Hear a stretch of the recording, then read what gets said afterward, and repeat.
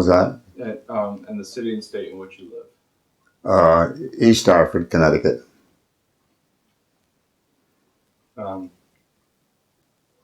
that's where you were born. I was born and raised. Okay. But you live in Glastonbury, right? Yeah. Okay. In which war did you serve? World War II. Okay. What was your branch of service? Army infantry. Okay. What was your highest rank? PFC. And what were some of the general locations that you served? Uh, uh, Fort Devens in Massachusetts. Camp Landing in Florida. Uh, Fort Meade in Maryland. And the shipping area was Massachusetts. I forget the city.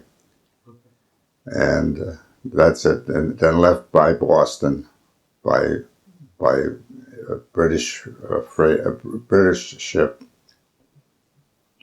And where in Europe did you serve? It landed in Liverpool, England, as infantry replacement to replace wounded and killed men. It went to France in June 20. Had combat at the big city of Cherbourg, France. Then, after capturing the city and giving it back to the French, went down to the Southern Front, and it was a heavy combat in that area, very heavy.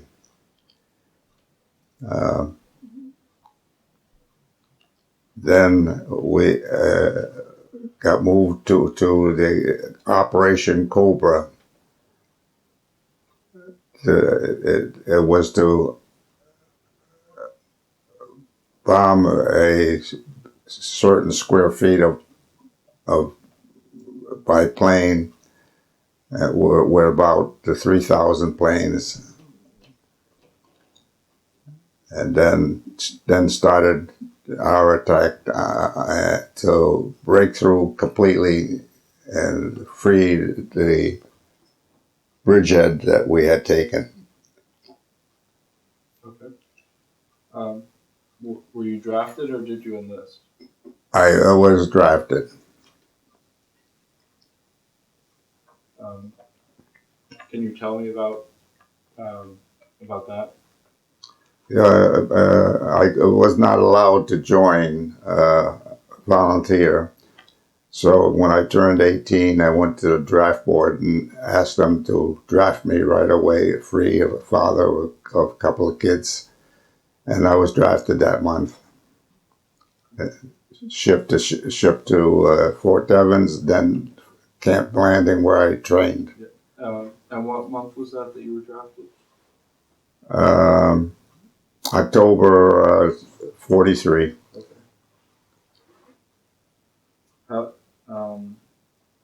How did your family feel about that?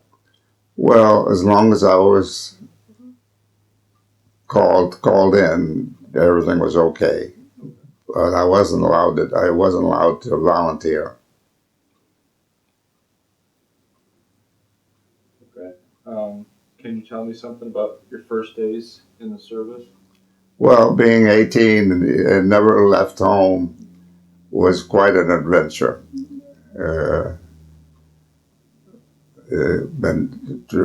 Went to Massachusetts, then New York State, and then all the way to Florida.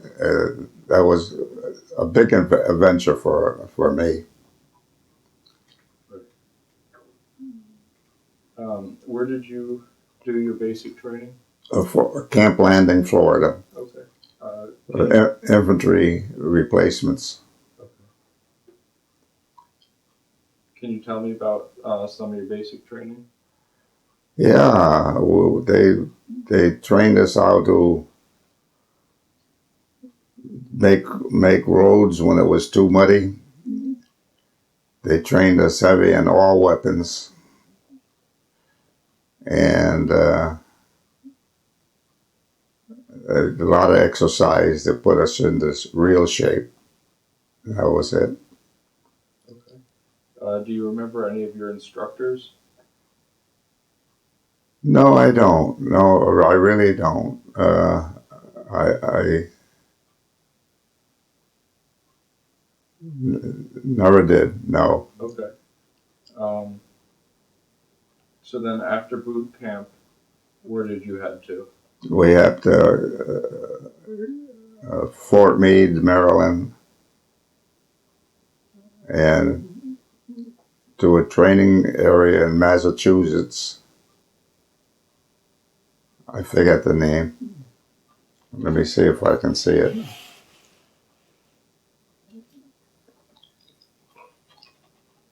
Oh, Camp Miles Standish, Massachusetts. Okay. That's the area that you start to go overseas. Okay. Um, can you tell me about these camps? What were your impressions of them? Oh, very good. Good training, continued training on each camp that we went. All infantry training and combat. Uh, Trained in all kinds of weapons. Yep. So, and then from Camp Miles Standish, we went by train into a big, huge building. The whole train went into the building, and we disembarked inside the building to keep it private, like hidden from the outside. And then we boarded a British Leaseland ship and the English crew, and they took us to Liverpool, England. And from there we went to Barnstaple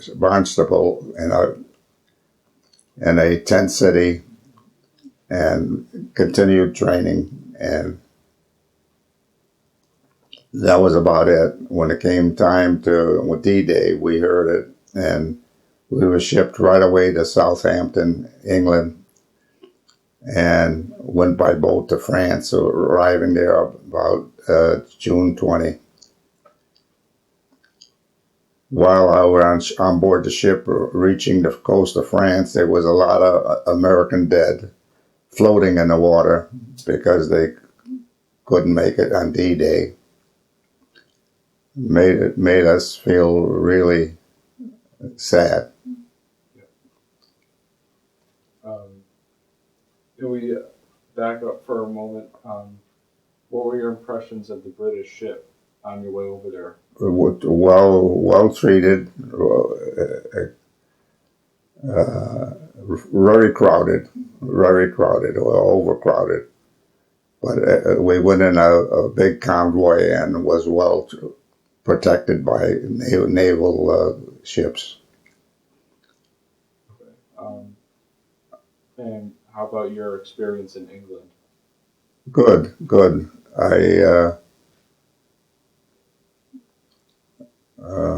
We did a lot of marching, long distance to stay in shape, and continued training constantly to get ready for combat.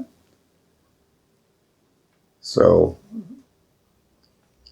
when D-Day came, we started shipping out and stayed near Southampton, England, which was a closed camp where couldn't leave, or everything was secret. And then we boarded a British ship and landed in France, and then shipped north to Cherbourg. What was your assignment when you arrived in England? Everything was fine. We could, train and also go to local towns and on the weekends, and was treated very good. So what would a typical day be like when you woke up? Well, most of the time we would be talking with the other GIs and playing games with them and personal activity. We would go to the town, to the local pubs, and then walk back to camp, which was about 5 miles away. But we enjoyed it. The English people treated us really, really well. That's good.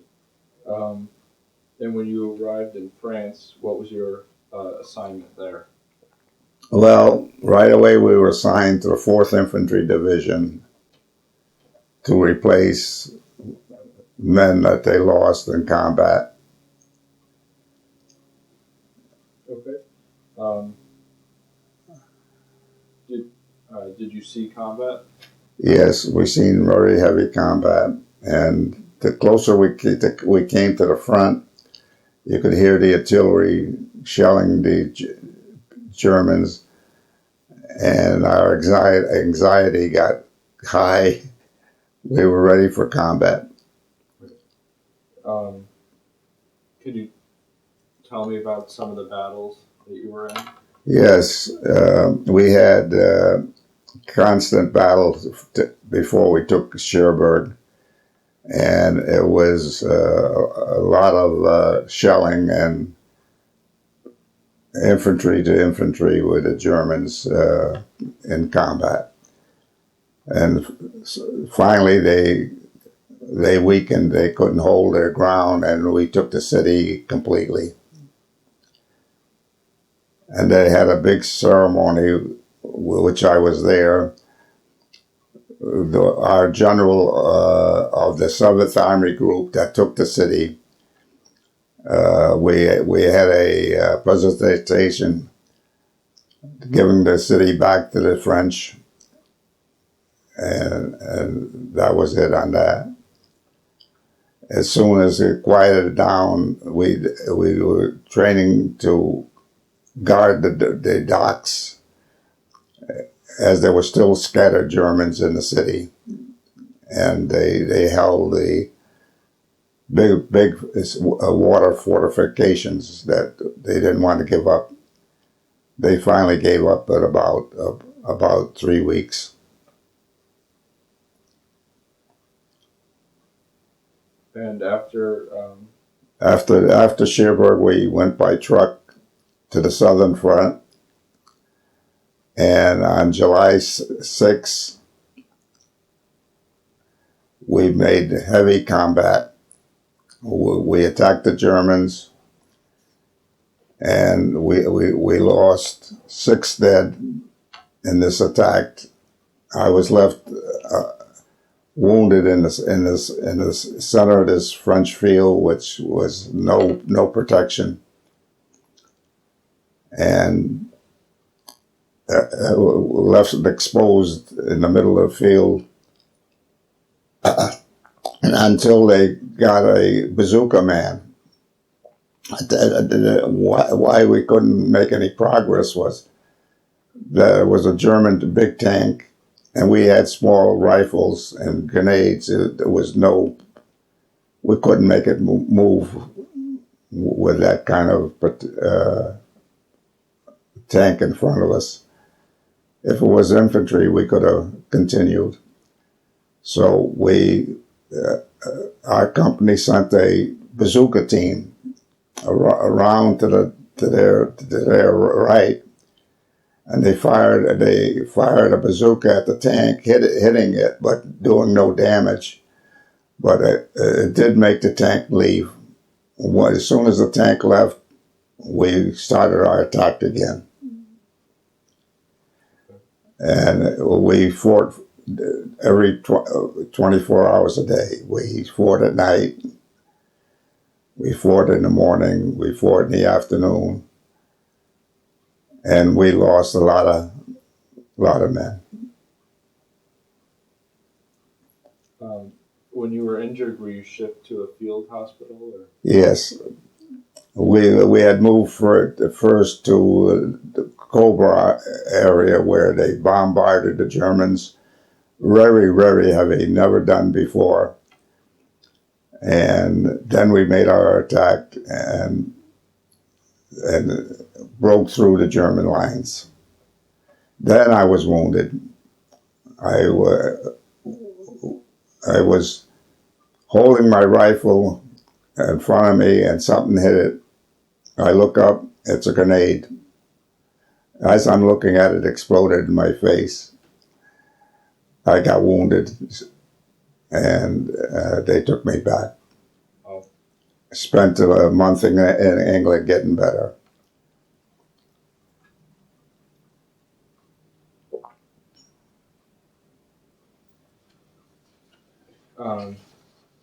So now we're to the southern front of France. Yeah, we finished that battle. It was the heaviest battle of fighting that we ever had.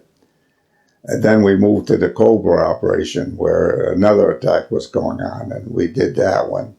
Then I got wounded, went back to England, and a month later, they shipped us by boxcars, 40 men to a boxcar. And we went all the way to Belgium and Germany and started attacking the Germans again in Germany. Okay. So you were in Belgium, and after Belgium, where did you head? Germany. Yep. Belgium, Germany. And we went into the Hurricane Force, which was a huge German force. And after heavy fighting, I got wounded again. I made staff sergeant there, but everybody else was wounded, so it never went through. So I still stayed as PFC. Then when I got wounded, then I knew I wasn't going to do any more combat because I ended up spending a year in a hospital. And I went back to Paris, and then they shipped me to England. Then they shipped me to Scotland. And this is all in the hospital care. And took the big Aquitania Canadian ship that went alone, zigzagged back to Canada. And this was in December of 45. Okay. 44, pardon me. Okay. And then they shipped me to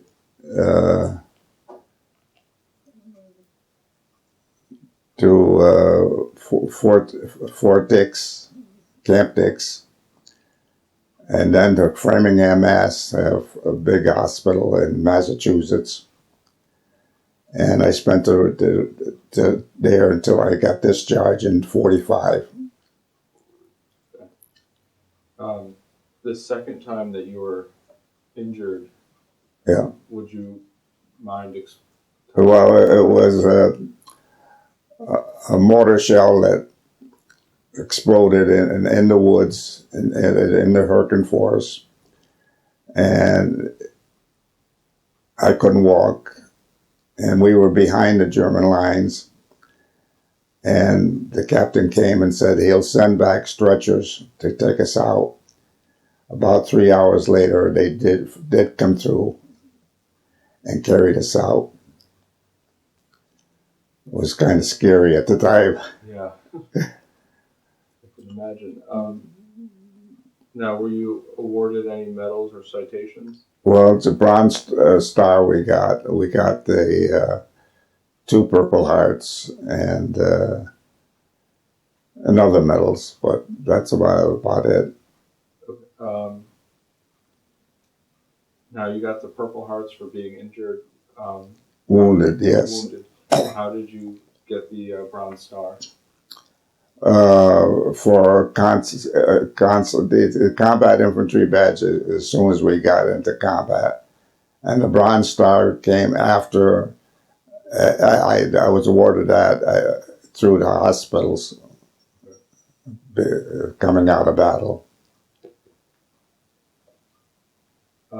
Now, while you were away, how did you stay in touch with your family?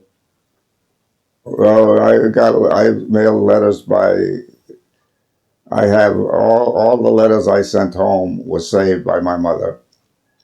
So I dated them so that if I wanted a certain one, like when I got wounded, I say, well, I got wounded again.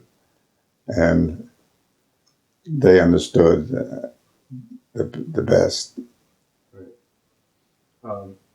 How was the food?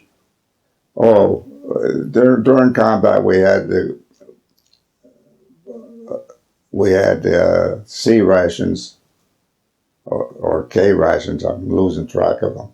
But it was a Cracker Jack box. In other words, like a cardboard box, Cracker Jack.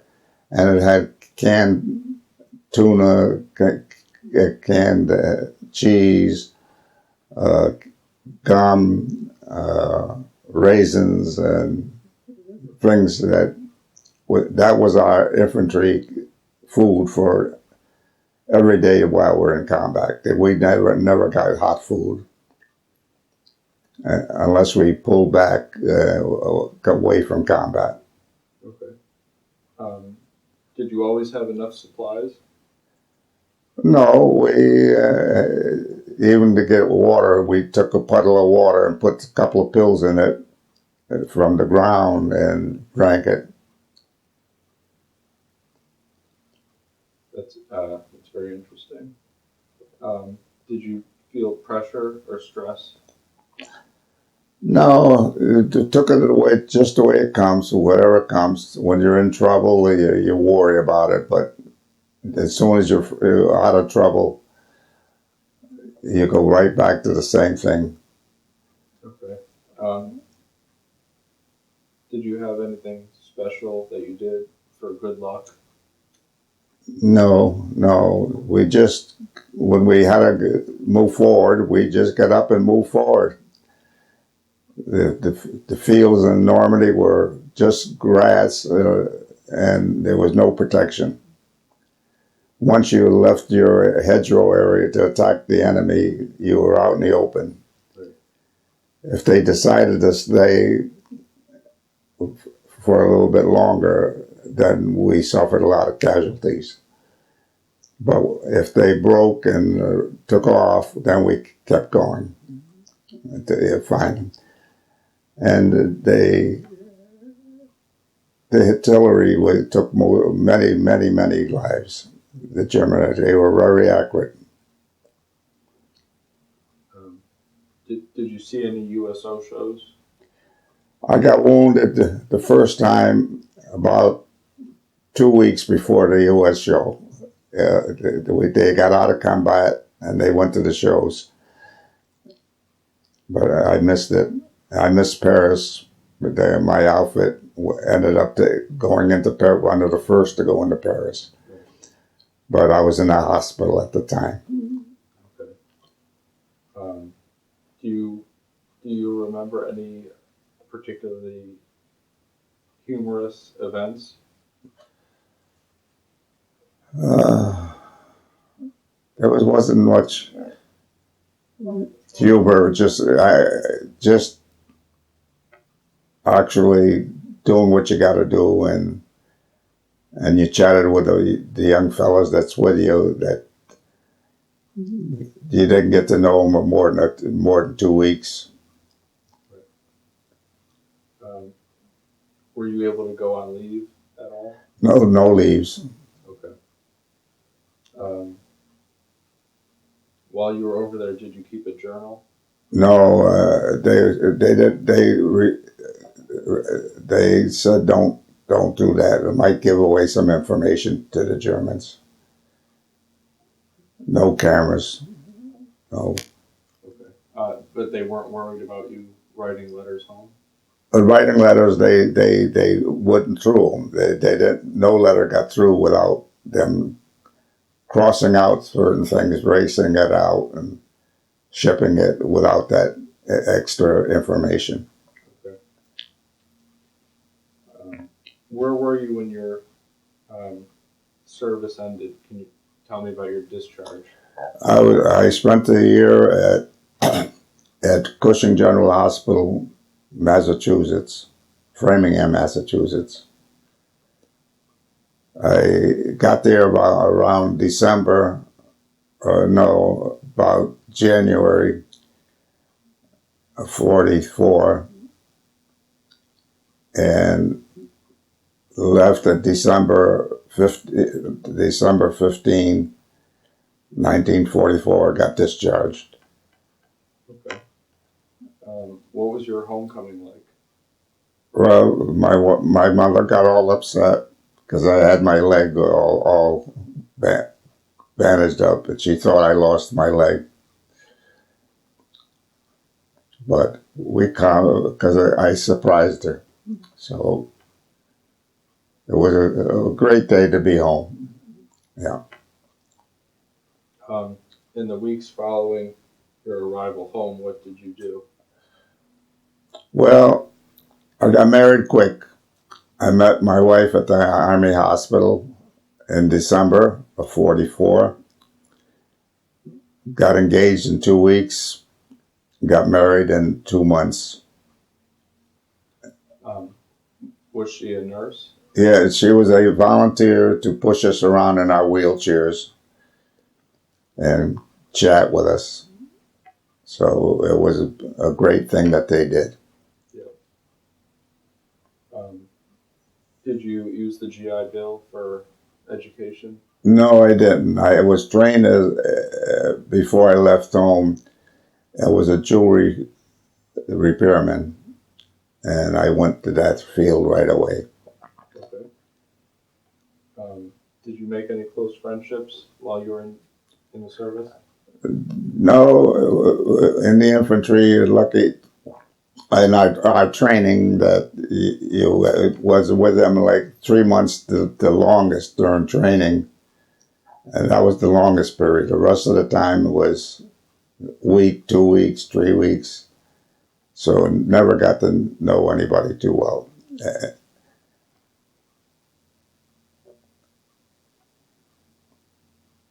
Okay.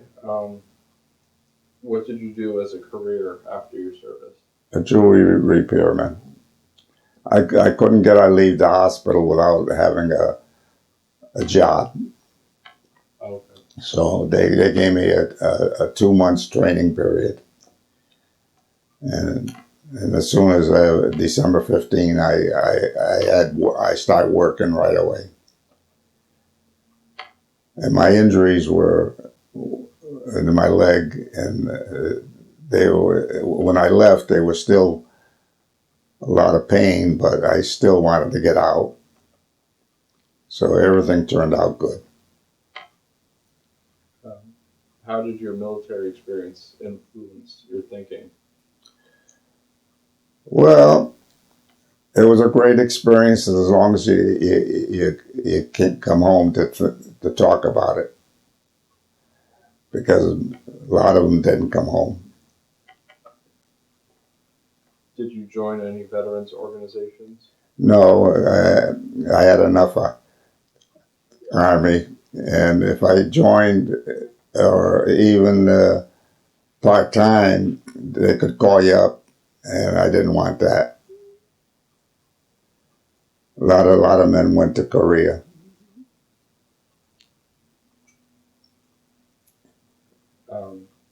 How did the service affect your life? Well,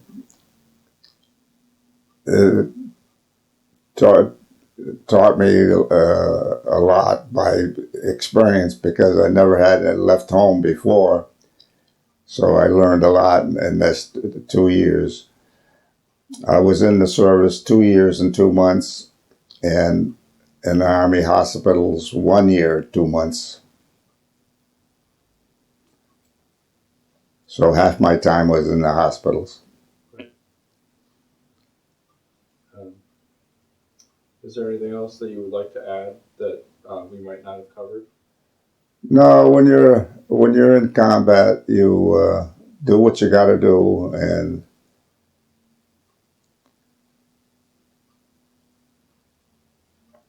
you don't ask questions. Okay. But what I do want to ask is, what were some of the weapons that you trained with? I was trained with all weapons, but I used the BAR automatic. It's like a machine gun, and I went through most of the time with that. Okay. But we used grenades, and it was man-to-man combat every day, 24 hours. At night, I stayed awake 5 hours and woke up my partner, and he'd stay awake for 5 hours. And we would take turns because you couldn't just go to sleep. And you couldn't light fires or anything like that. You're 200 yards from you, the Germans were doing the same thing. Um, well, I would like to thank you for your service and for your time today. Yeah, I wish I have so many more memories, but if you look at this book, it'll tell you more. Okay. Thank you. And thank you.